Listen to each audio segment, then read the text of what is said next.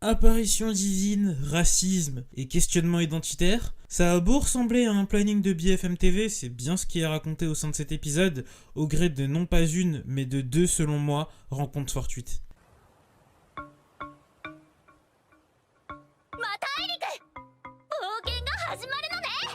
Salut, c'est Fat Black, et aujourd'hui, résumé de l'épisode 9 de Mushoku Tensei.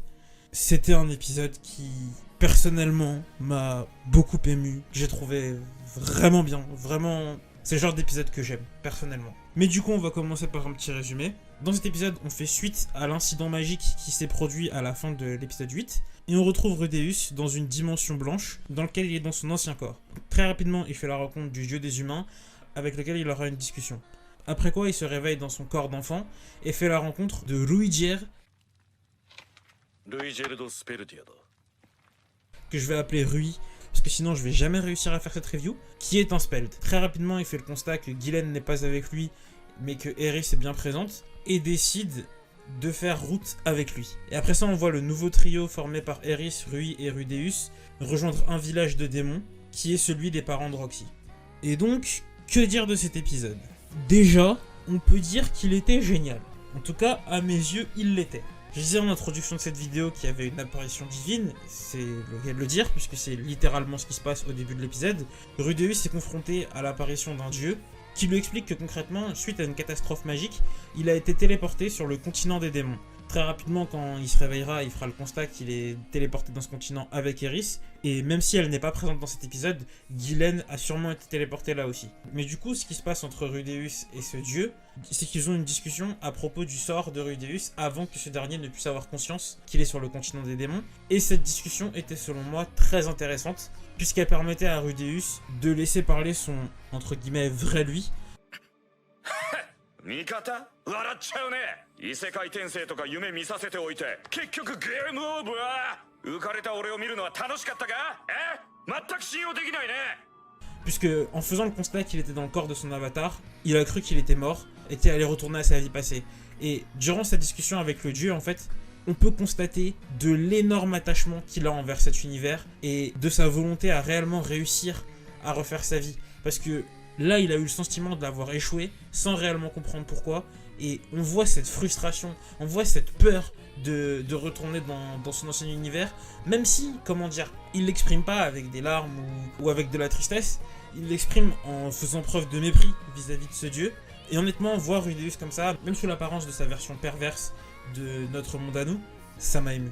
Voir Rudeus désespéré dans ce début d'épisode, ça m'a fait de la peine. Ce qui était intéressant, c'était aussi de tout simplement constater que Rudeus parle à un dieu, parce que du coup on peut parler à des dieux dans l'univers de Mushoku Tensei, ok. Il y a des moments comme ça où il y a des apparitions divines. Enfin bon, là je me doute que c'est clairement dû au contexte de la catastrophe magique que l'arrivée dans cette dimension a été possible pour Rudeus, mais quand même. Ce qui était intéressant, c'était le conseil du coup qui a été donné à Rudeus de s'appuyer sur la première personne qu'il allait rencontrer et d'ensuite l'aider. Et du coup cette personne que Rudeus a rencontrée très rapidement, c'était Rui, un Speld. Je suis content, parce que je l'avais un peu senti. Du coup, Rudeus fait la rencontre d'un Speld qui n'est pas méchant. Ce Speld, très franchement, je le kiffe. Juste dans cet épisode, ça a suffi. Dès sa rencontre avec Rudeus, le fait de voir le choc qu'il a ressenti quand Rudeus lui a simplement dit bonjour.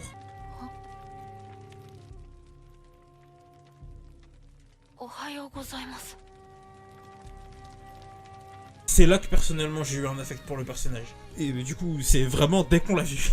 Parce que, en soi, cette réaction, elle montre à quel point le personnage a dû en baver du simple fait d'être de la race dont il fait partie. Et le simple fait d'avoir été choqué, et voir un personnage qui est choqué par le simple fait qu'on lui dise bonjour, qu'on fasse preuve avec lui d'un minimum de respect, parce que malgré tout, Rudeus, il était pas en totale confiance, et ce qu'il faisait, c'était qu'il prenait son bâton en mode t'es un Speld, je te dis bonjour, mais si jamais tu pars en couille, je te bute. Rui, il avait conscience de ça. Et malgré ça, il était quand même sincèrement choqué et ému de voir quelqu'un qui prenait la peine de lui dire bonjour et qui, contrairement à Eris par la suite de cet épisode, n'est pas en train de gueuler « Ah, un Speld, sauvez-moi, sauvez-moi !»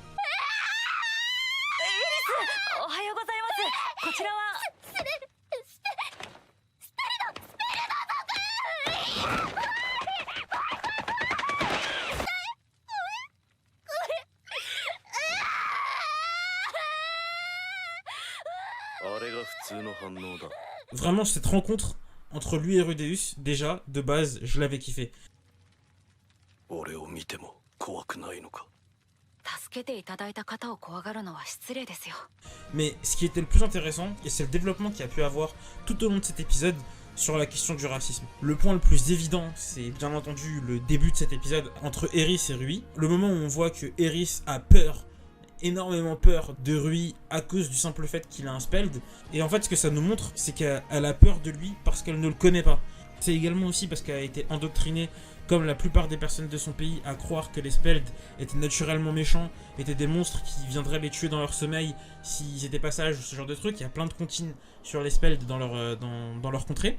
En fait, ce qui était intéressant, c'était de voir qu'à partir du moment où elle pouvait discuter un petit peu avec Rui, cette crainte elle disparaissait et elle laissait place à la vraie Eris qui se comportait comme d'habitude en fait, et qui était à l'aise avec lui. Ça montre en fait que le racisme c'est juste basé sur de la désinformation ou sur une méconnaissance de l'autre. L'autre point à confirmer ça, c'est la race des démons qui accueille Rudeus, le père de Roxy, qui concrètement, au moment où il voit Rudeus et Eris, se méfie des gosses parce que c'est des humains et il les connaît pas. Du coup, il a pas confiance et il veut pas les accueillir. Il fait preuve de racisme. Et en fait, à partir du moment où le sage du village voit qu'il a le collier de sa propre race, le père de Roxy, là, il commence à s'intéresser à Rudeus, surtout quand après il découvre que c'est l'élève de sa fille. Encore une fois, s'il a voulu les exclure parce que c'était des humains, c'est juste par méconnaissance un petit peu de l'autre. Et bon, dans son cas à lui, je peux un peu plus le comprendre. C'est juste de la méfiance envers envers une potentielle attaque, je suppose. Mais à chaque fois, en fait, c'est juste de la méconnaissance de l'autre. C'est ce que cet épisode tente de souligner, et le meilleur moyen de parer à ça, c'est de discuter avec l'autre, d'essayer de voir qui il est, d'essayer de le comprendre. Et dans le cas de Mushoku Tensei, ça va carrément être de voyager avec cette personne, de découvrir le monde avec cette personne. Franchement, j'ai hâte de suivre l'aventure de Rui, Eris et Rudeus, qui franchement s'annonce être passionnante. Parce que dans cet épisode, on voit Rudeus et Eris du coup atterrir sur le continent des démons, et franchement, cet épisode, il est plein de promesses. Encore une fois, comme le précédent, il confirme la lancée, et pour moi, c'est même cet épisode-là qui est davantage un tournant que le précédent, parce que là, il nous annonce clairement la couleur.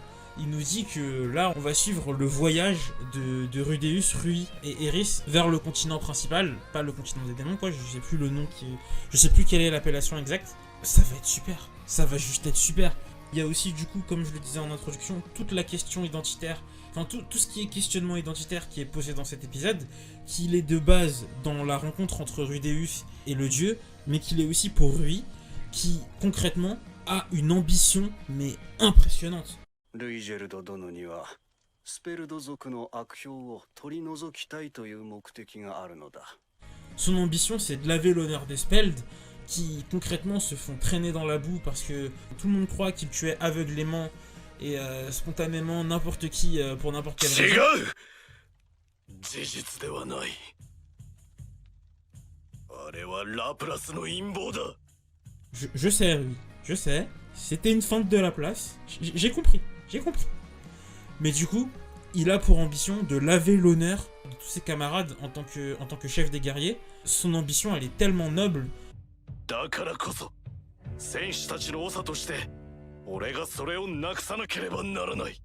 Mais on le sent quand il raconte son histoire, quand il raconte ce que le piège de la place a eu pour conséquence, on sent toute la tristesse qu'il y a dans le personnage, et même de manière plus générale, dans la façon dont il est mis en scène, la façon dont il regarde Rudeus, la façon dont il parle, la façon dont il agit, sa gestuelle de manière plus globale. On sent que c'est quelqu'un qui a un lourd fardeau sur ses épaules. Franchement, ce personnage-là, lui faire rencontrer Rudeus, c'était génial. Faire en sorte que deux personnages comme ça se rencontrent, c'était top. Rudeus résume pourquoi. 400年ずっと一人ぼっちだったのだろうか、無念だったのだろうか、やるせなかったのだろうか。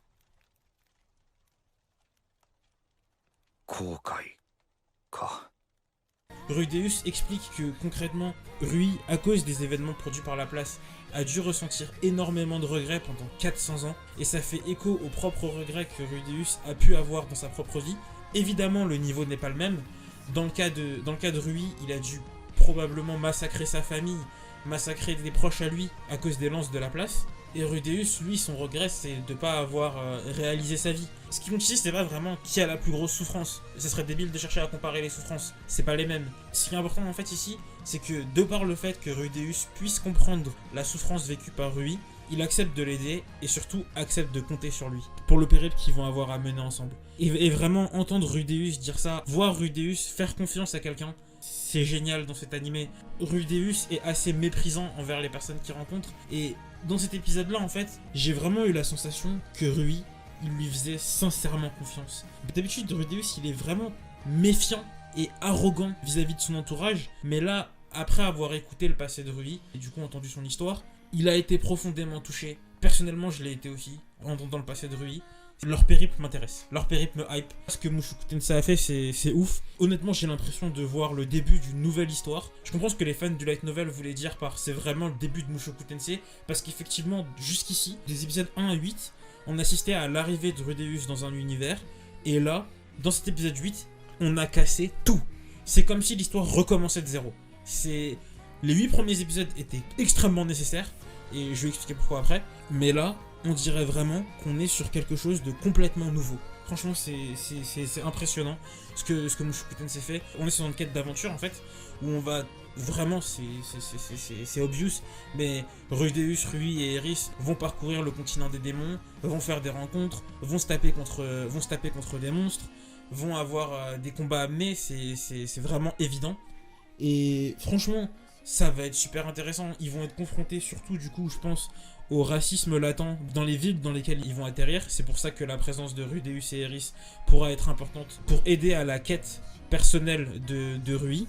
Et la présence de Rui sera utile à Rudeus et Eris pour qu'ils puissent survivre dans la nature. Parce que lui a une connaissance du continent des démons que Rudeus et Eris n'ont pas. Du coup, non, vraiment, ça s'annonce juste génial, je pense. Mushoku Tensei arrive. Mushoku Tensei, ça y est, ça recommence. Ça refait comme au début de la saison. L'anime, il me fait bégayer, c'est un truc de fou. Là, c'est vraiment, c'est chaud. C'est le début d'une nouvelle histoire et ça va juste être génial.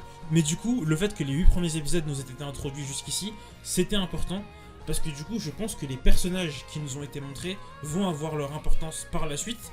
Déjà, on le voit au cours de petits dialogues qu'il y a et de petits échanges entre des personnages. Le fait que Rudeus ait eu Roxy comme maître, ça a permis de désamorcer facilement la situation et de faire en sorte que il puisse être accepté assez facilement par les Migurdia, si je me trompe pas au niveau de la race des démons de la famille de Roxy. Et je pense que le pendentif qu'il a au cou par exemple, bah, il sera utile à d'autres moments dans la série pour montrer le lien que Rudeus peut avoir avec les démons. De la même façon, les 8 premiers épisodes nous introduisent le fait que Rudeus apprend diverses langues, c'était surtout les derniers épisodes, bah son apprentissage de toutes ces langues va lui être utile dans l'univers, va lui être utile dans les prochains épisodes, parce qu'il peut communiquer avec les démons, il peut aussi comprendre ce qu'ils se disent, du coup ça va pouvoir lui permettre, je pense, de désamorcer pas mal de situations. Et autre point qui, là pour le coup, j'ai trouvé ça plus émouvant, le fait de discuter avec le père de Roxy et de voir la réaction que suscitait juste le fait d'entendre ce qui se passait pour sa fille, ça a fait quelque chose à Rudeus et ça lui a fait se demander si Zenith et Paul allaient ressentir quelque chose de similaire. Rien que ça contribue encore à montrer l'attachement que Rudeus a pour ce monde, et ça contribue aussi à ancrer un peu plus en nous le monde de Mushoku Tensei. Vraiment c'est génial, vraiment je trouve ça top. Et autre point qui fait que présenter ces autres épisodes était nécessaire, c'est que déjà lâcher les personnages tels quels sans qu'on les connaisse, ça aurait été bizarre et ça aurait pas eu de sens. Mais c'est aussi que du coup toutes les rencontres qu'ils ont pu faire avant vont probablement chercher à les retrouver. Et j'aimerais personnellement du coup qu'on ait un petit parallèle de temps en temps qui nous montre ce qui se passe du point de vue de ces personnages là. De savoir aussi du coup les conséquences qu'ont eu la catastrophe magique, de savoir où a été envoyée Ghislaine, où elle est, est-ce qu'elle a envie, tout ça. De savoir si d'autres personnages ont été envoyés sur le continent des démons et si du coup ça va être l'occasion de retrouvailles avec Rudeus, Eris et eux. Et voilà, de voir aussi du coup les réactions, de voir aussi quelque part, et là ça va être le but de ce périple, mais de voir comment Rui va faire pour se faire accepter tout au long de la série. De voir en fait la quête d'acceptation de Rui tout au long de la série. Quelque part, ce que Rui va essayer de faire, c'est ce que Rudeus aurait pu avoir à faire dans sa première vie. C'est en fait réussir à laver son honneur, réussir à devenir quelqu'un et réussir à se réaliser en fait. Parce que là, Rui, sa simple existence, sa simple appartenance à sa race fait qu'il est jugé, fait qu'il est méprisé, fait qu'il est craint. Et lui, ce qu'il va essayer de faire, c'est de changer ses mentalités, enfin, de changer la mentalité des gens pour que les autres puissent l'accepter. Ce que Rudeus n'a pas fait dans sa vie antérieure. Et franchement, voir les réactions que ça pourrait susciter chez Rudeus, voir les effets qu'il pourrait y avoir sur lui, ensuite, ça m'intéresse, ça m'intrigue, je veux voir ça. Mushoku Tensei, franchement, c'est clairement mon animé préféré de la saison. Je kiffe Shingeki no Kyojin, c'est un animé que j'adore, c'est un animé que j'aime énormément depuis de nombreuses années. Mais vraiment là, Mushoku Tensei, c'est mon gros coup de cœur. C'est vraiment, c'est chaud. Du coup, c'est tout ce que j'ai à dire pour cet épisode, parce que je pense qu'il vaut mieux que je m'arrête là, sinon je vais parler pendant des heures et le montage va juste être abominable. Mais du coup, je vous dis, likez si vous aimez, dislikez si vous aimez pas, abonnez-vous si vous voulez et partagez si vous le sentez, mais surtout commentez. Franchement, je me répète de vidéo en vidéo, mais recommandez la série, elle est trop bien. Je pense que si vous regardez ma vidéo jusqu'ici, c'est que vous aussi vous kiffez Mushoku Tensei, mais vraiment parlez-en, faites kiffer des gens, faites découvrir l'œuvre à pas mal de gens, c'est beaucoup trop cool, c'est beaucoup trop bien. Personnellement, là l'animé, franchement, il me fait kiffer. Je suis dégoûté qu'il reste que 2 épisodes et que l'animé revienne pas avant cet été, mais au moins il revient. Comme je le disais la semaine dernière, mais j'avais mis une typo un peu pourrie. Ça va permettre à l'animé d'avoir une bonne qualité de production, de le faire en flux tendu. De ce que j'ai entendu, mais l'information est à vérifier et je pense que je mettrai un commentaire pour dire ce que j'ai trouvé par rapport à ça. Apparemment, le studio Bind aurait pour ambition de faire de Mushoku Tensei une série aussi longue qu'un Danmachi ou qu'un SAO, et de le faire selon à peu près le même modèle de production qu'eux, d'adopter un modèle saisonnial, et du coup qu'on ait plusieurs saisons sur lesquelles on retrouve des épisodes de Mushoku Tensei. Et franchement, s'ils font ça, c'est génial, enfin ce serait trop bien. Le fait qu'ils le fassent par saison, il y a déjà des vidéos qui expliquent pourquoi ce format-là, il est mieux que de faire un anime fleuve. Déjà juste pour le studio, c'est mieux d'avoir du temps pour produire l'animé, d'avoir une animation aux petits oignons comme la série le fait actuellement, de laisser du temps au studio tout simplement pour produire la série. Franchement, le fait d'avoir entendu qu'ils veulent faire ça pour Mushoku Tensei, ça me plaît, ça m'intéresse, et ça me rend d'autant plus impatient de voir la suite des épisodes. Et pour que ça se fasse, je pense que la seule méthode, c'est tout simplement faire parler de l'animé pour que l'animé soit vu par le plus grand nombre, et que concrètement ça donne envie à des investisseurs de mettre des sous dans l'animé pour que des saisons suivantes soient produites. Si vous kiffez Mushoku Tensei et que vous voulez qu'il y ait des suites, bah faites en sorte que plein de gens regardent Mushoku Tensei, pour que des gens plus riches mettent des sous dans Mushoku Tensei. Voilà. Du coup, c'est tout pour moi, et je vous dis salut les gens, à la prochaine. わかりました。お手伝いします。約束しましょう。できる限りのことはすると。